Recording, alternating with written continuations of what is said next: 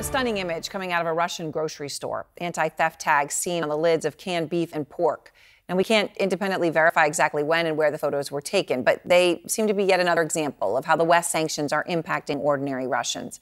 And it comes as the Biden administration says Russia's economy is plunging into recession and getting crushed by crippling inflation. Matthew Chance is out front.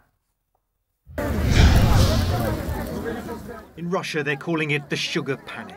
As Western sanctions on the country bite, ordinary people have been snapping up essentials, here jostling with each other in the Russian city of Saratov to buy sugar off the back of a truck. God bless you, the voice says, as a supermarket worker pushes a trolley of sugar towards anxious shoppers. They scramble to grab as much as they can before supplies run out. Pleas from Russian officials for the public not to panic buy are going unheard. And now a prominent Russian economist tells CNN this economic pain is set to deepen. You know, we're seeing these shortages now, and that's bad enough for some people in Russia. But what you're saying is that soon we could see a much bigger, much more serious economic impact because of these sanctions.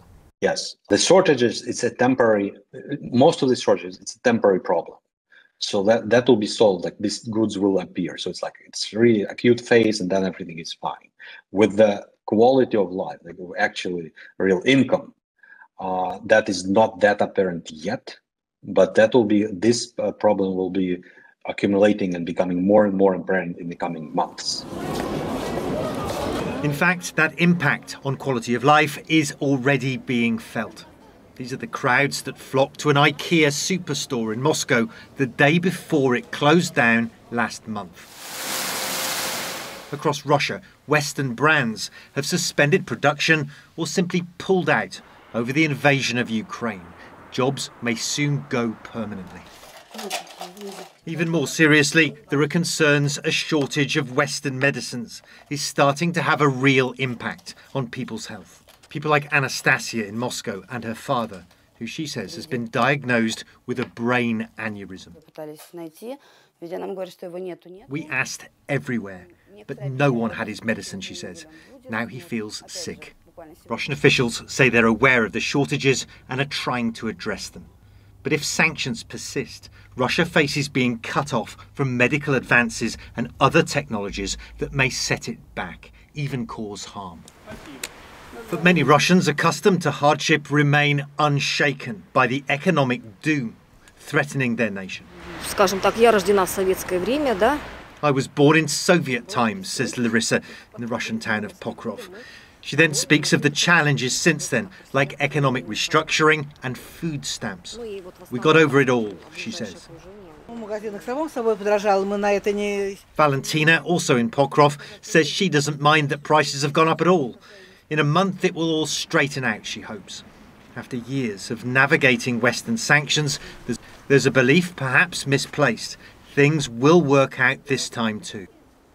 When Russians are saying this, I mean, yes, ecologically they are used to sanctions, but in terms of the effect on economy, it is much more damaging than the sanctions that were previously implemented.